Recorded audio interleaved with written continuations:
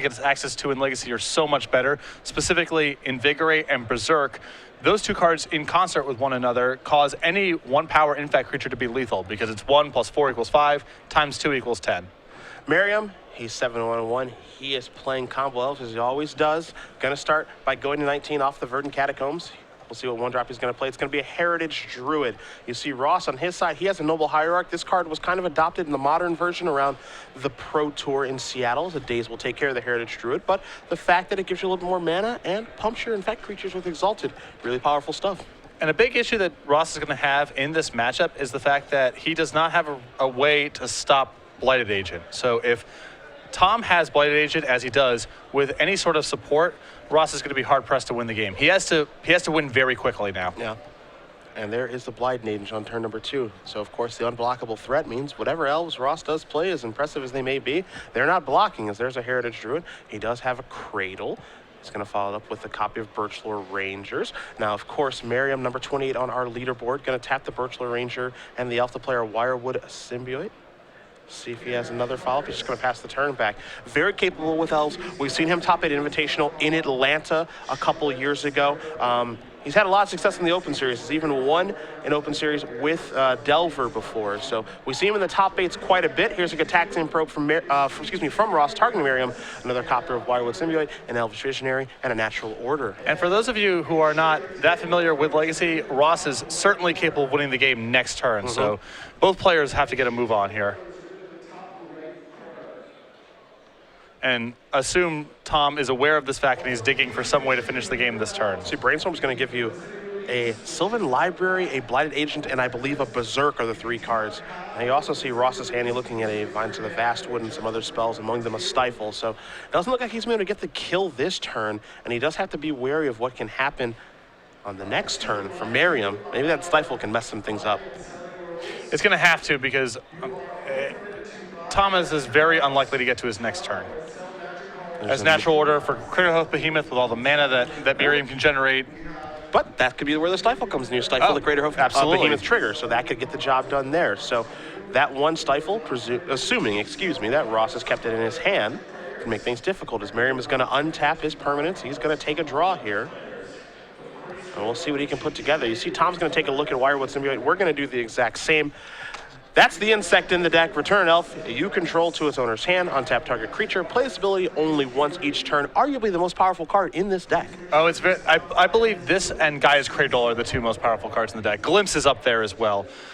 For those of you who are wondering why Tom is playing with Stifle, this deck essentially gets some flex slots that it gets to add for Disruption because the combo itself doesn't require that many deck slots as your infect creatures plus some pump spells. So he has 2 copies of Stifle in this deck alongside 2 Force of Wills and 4 Dazes. These numbers have changed from time to time. Ross going to play our Wirewood Symbiote off of the Bayou, then he's going to tap the Cradle for 4 mana. He's going to get a Craterhoof Behemoth off a Natural Order. Tom is going to have a response. He's going to sacrifice that Misty Rainforest, presumably search out a tropical island, which he does get. And it's time to stifle that big behemoth trigger, because if he didn't, he'd be dead ski. He'd be way over dead. Yeah. So you do see Craterhoof Behemoth. It'll still come into play. It'll still be a 5/5 haster and can still get its attack on, but Tom is going to take a bunch of damage as opposed to being dead. And there is your Stifle on the trigger there from Craterhoof. Another cool element of Tom Ross's Infect deck, if you haven't seen this before, is crop rotation for Inkmoth Nexus. So he can actually win the game from no board. If you pass, assuming that it's safe, he just has some lands in play and no creatures, he can kill you from that spot. It's a very dangerous deck to play against, as now Merriam's Craterhoof Behemoth has been stifled. Now he's got to consider what he should do on this turn, because it would have been a lethal attack, but that Stifle really messed everything up. So you see Ross thinking, all right, how am I supposed to attack now? Is there anything else I can do? Because that one-trick pony is kind of gone. Yeah, he can't blot this Blighted Agent either, so he's just got to cross his fingers and hope that he gets next turn. Yeah, because this isn't really a scary spot to be in. Just Blighted Agent and a bunch of cards in hand, and he just shuffled off of a Brainstorm. No big deal. Odds are very high that Ross will not survive. See Ross doing a bunch of math here. The problem here for him, obviously, is that he can't block the Blighted Agent, so he has to figure out how much he can attack with. If he's supposed to use Bursal Rangers to maybe tap for some mana to put another threat into play, he's going to put another copy of Wirewood Symbiote into play. Here's an attack here for 6 points of damage. Five from the Behemoth, 1 from the Insect. It's going to put Ross down to 13. Excuse me, down to 11. I apologize, as Ross will untap. He'll take a draw. Glistener Elf. There's a Vines of the Vastwood. And now there's a Berserk. So that's 1 + 4 times 2 is 10. Didn't even need the full 10 as Ross already had 2 Infect on him, and so an easy game 1 for Tom. Tom the Boss Ross wins game number 1 with, in fact, a little bit of a smile on his face. His Blighted Agent, plus a couple pump spells, going to get the job done. We don't see Berserk a lot, but when we do, obviously, it's pretty good. Yeah, Tom played 1 copy in his list in Atlanta and had 1 in the sideboard. He's moved to 2 in the main deck. Makes a lot of sense. You can't draw that many Berserks because you need your +4/+4 pumps, whether it be Vines or Invigorate, to actually kill someone alongside Berserk. But Berserk is so powerful in concert with those cards that he decided to move the second one into the main deck. It's sideboard time. I'm going to take a look at Ross Merriam's first. We'll see 3 Cabal Therapies, 3 Thought Seizes, 3 copies of Abrupt Decay, a Scavenging Ooze, a Gaddock Teeg, a Natural Order, a World Spine Worm, a Progenitus, and a Singleton Armageddon. I like it, Ross. He's got discards, 6 of them. And how do you feel about discard spells in this particular matchup to kind of break up some things? Well, there's only so many of these type of effects that Ross can bring in these matchups because he still has to leave a critical mass of creatures to make, Natural Order and Glimpse of Nature a thing. So in my mind, he has to kind of decide between the Cabal Therapy Thoughtseize slot and the 3 Abrupt Decays. He may be better served bringing in Abrupt Decay as he's really short on answers to Blighted Agent. Okay. But again, we shall see.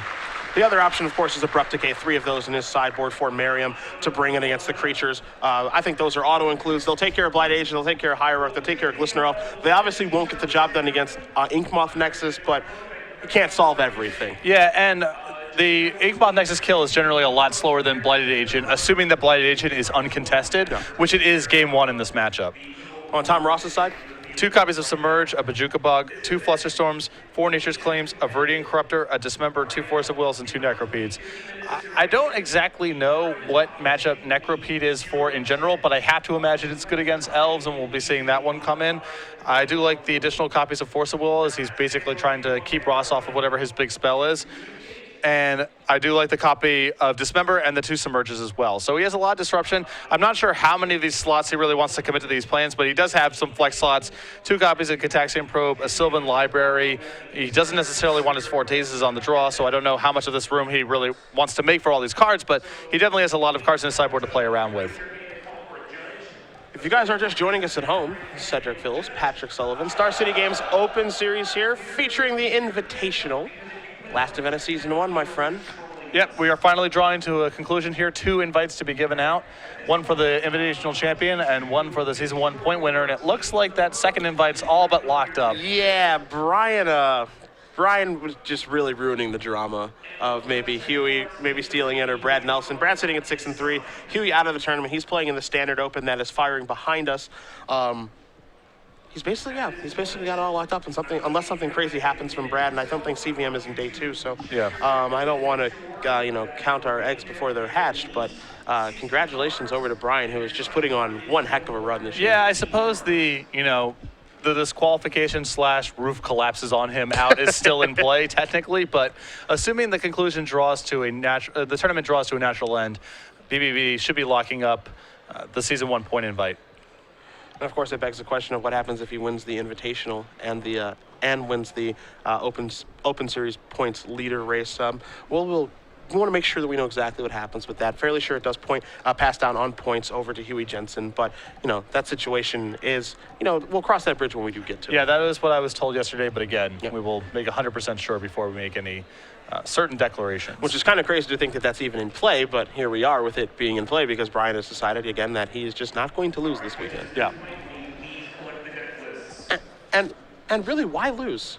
Why lose? And the other intriguing thing about it passing down in the event that BBD wins is that slot's still up in the air. Yeah. Brad Nelson's still playing in the Invitational, yes. and Huey has accumulated all the Season 1 points. He's in the Standard Open right now, playing in Season 2. Yeah. So things could get really weird if Brad makes a run here and BBD top 8s, because then Brad Nelson definitely has a horse in the race during the elimination rounds. Yeah, he certainly does. As you did mention, it'll pass down to the second place in the Open Series points race. And right now that's Huey, but Brad is still in the tournament, and Brad is on his way to what looks to be a pretty good finish, even though he is sitting at 6-3, still within top 8 contention. Huey Jensen is out of the tournament, though. He's playing in the Standard Open. That is actually firing behind us to start season 2 of the Open Series. So it could actually be Brad Nelson and Brian Brundwin who end up getting the invites to the Players' Championships. But we'll see. As we are being informed right now, 580 players have come out to our Standard Open to start season 2 off. So pretty awesome stuff there. Healthy size Standard Open, especially when you factor in that many players who would otherwise be playing in the Standard Open are still in the Invitational.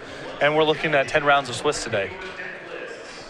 And of course, once we are done with the rounds of the Invitational, we're in round 10 of 16, as you can see in the bottom right-hand corner. We'll take a break, and then we'll actually join the Standard Open in progress. We'll start covering that up until the elimination rounds tonight. Then we'll come back tomorrow morning. We'll finish the elimination rounds of the Standard Open. We'll do the elimination rounds of the Invitational, crown a champion there, punch 2 tickets to the Players' Championship, and then we'll do some Legacy as well. So if you weren't able to join us yesterday, you did miss some awesome magic, but there's plenty more this weekend. Yeah, and I'm very excited to see the start of season 2 here, a whole new point race. And we're also, we're going to get more and more of the 8 invites at the end of the year start to shape up as we progress into season 2 as well. Before you know it, we're going to be in Columbus doing the season 2 Invitational. It's going to come up much faster than you think. Trust me. I know this now. I mean, season 1 flew by. Yeah. Crazy stuff here, as it looks like Merriam is going to take a mulligan. He is on the play after being infected by Blighted Agent.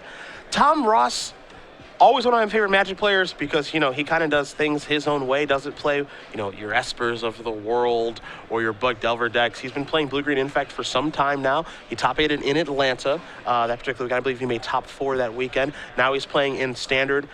His Titan Strength, hyper-aggressive red-green aggro deck. I know that we sat down and did deck tech with him, so you can find out more about that on our coverage page. But I like that he's just a man who does things his own way. Yeah, Tom and I are definitely singing off the same sheet of music. Yeah, that's for sure. Merriam looks like he's going to take a mulligan again here, and I really do think that this is a very, very difficult matchup here for Ross Merriam on the left. Well, certainly, being on the draw is already going to be a challenge. In game 1, these decks are basically 2 ships passing in the night, especially if Ross has a Blighted Agent. Then it's just a pure race. Tom has a little bit of disruption, a couple soft counters. You saw Daze come up in the first game and Stifle as well. Yep. So he has some ways to interact, whereas Ross is basically just has to go as fast as possible in the face of Blighted Agent. Yep. Post board, Ross has access to Abrupt Decay and discard spells. Tom Ross has access to Dismember, additional Force of Wills, Necropedes, and Submerges. Yep. So the gameplay could actually be a little bit more interactive than we saw in game 1, but it's going to be challenging with Merriam on 5 cards. And think about it. Ross had a turn 3 kill that game. Yeah. He just did his thing, and then Crater Hoof you off natural order. Normally that's enough to get the job done, and it was not enough, obviously, that game. As a timely Stifle there from Tom Ross. He's only got a couple copies of that in his deck, got the job done, so. When I've watched Ross on camera, the 1 and 2 ofs have done some real work. Ross going to play a Verdant Catacombs. He's going to go down to 19. And this is a Thoughtseize. We had a feeling he would board these cards in. You see the opening hand here for Ross. He's got 2 copies of Noble Hierarch. He's got 2 Inkmoth Nexus, a Vines of the Vastwood, a Submerge, and a Windswept Heath. So no Blighted Agent or Glistener Elf to take. And realistically, not any great targets for a Thoughtseize. Yeah, talk about a Thoughtseize-proof hand here. I mean, Ross gets to, at minimum, keep 1 Noble Hierarch and have his Nexus. So, I'm sure taking Vines of the Vastwood or Submerge here can be fine, depending on exactly the texture of Ross's hand. But as far as a Thoughtseize-proof hand goes, this is about as close to that as you can get for Ross's Infect deck.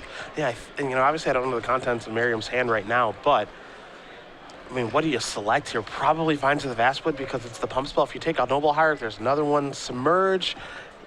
Not great, but also when you're mulligan, you can't really afford to be time walked, so it's a tough situation. Obviously, the cards that you would like to take, perfect world would be Inkmoth Nexus, but Ross even has another one of those. So. Right. It's just really hard for me to imagine beating Submerge on a 5-card hand. I understand the threat that Vines of the Vastwood represents here, but Submerge just seems like too much. Ross agrees with you. He will take the Submerge at the cost of 2 life, but again, it's an Infect deck, so might as well be at 3,000. Yeah, exactly. The Infect deck actually plays a lot of cards in their list that actually give life to the opponent. Yeah. Nature's Claim, most noteworthy. Tropical Island, I'm going to be sacrificed. Invigorate as well. Here. Yeah, Invigorate as well. Yeah. Windswept Teeth is the card that facilitates that. Ross probably going to lead off with a Noble Hierarch here. We'll see, though. And it looks like he has drawn Berserk this turn, so this could be another very fast game. Sweet card. It's really good. Yeah, it's a sweet card. There is Berserk. Old school text on that one. I believe this card may have been banned back in the early to mid 90s, so it has some history of doing powerful stuff. Although back then it was basically just berserking ball lightnings, which is way more innocuous than what Tom is up to. Abrupt Decay is going to take down the Noble Hierarch. And there's the Inkmoth Nexus. There is another copy Noble Hierarch that Merriam didn't know about, passing the turn back. And there's your new school version of Berserk with some updated Oracle text and all that jazz. Which actually removes some of the charm for my money. Yeah, I like the A, the old artwork, and B, just the very complicated text on the card. Yeah, the absolute nonsense gobbledygook that is on that card. I'm a big fan. Cradle will come into play here for Merriam as well. Ross going to draw his card. We know he has another Inkmoth Nexus. We know about the Vines of Astwood. Looks like he picked up a Force of Will for his turn. And if he does have a Berserk, I don't think he can get the job done this particular turn, but the next one he can. Yeah, he's just a little short on mana right now, but he can set this up next turn. The big problem here is that he doesn't have another blue card for that Force of Will. I say big problem, but you know, he is playing against an opponent who has mulligan quite a bit. He's just going to fire up the Inkmoth Nexus and come into the red zone. Exalted Trigger. Boom. There's the Vines. And Tom Ross knows that that's completely safe because realistically, from Elves, really the only card that can get the job in there is like a Dismember, and that's not a stock card in Elves. Yeah, and you've also already seen Ross play a Thoughtseize and an Abrupt Decay this game, so how much more of this kind of stuff can you really have in his sideboard? There's a Bayou, pass the turn back. Tom Ross is going to untap. He's going to take a draw. Another copy of Vines of Astwood in his grip. He's going to play out a Misty Rainforest. Activates. Maybe. We'll see. He's going to fire it up there this way. Attack here. Exalted Trigger. This is a Berserk.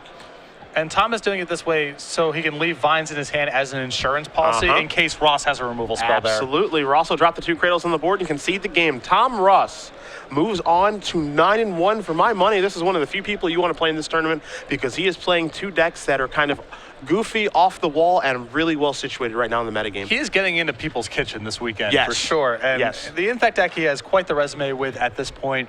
Again, a top 4 in Atlanta.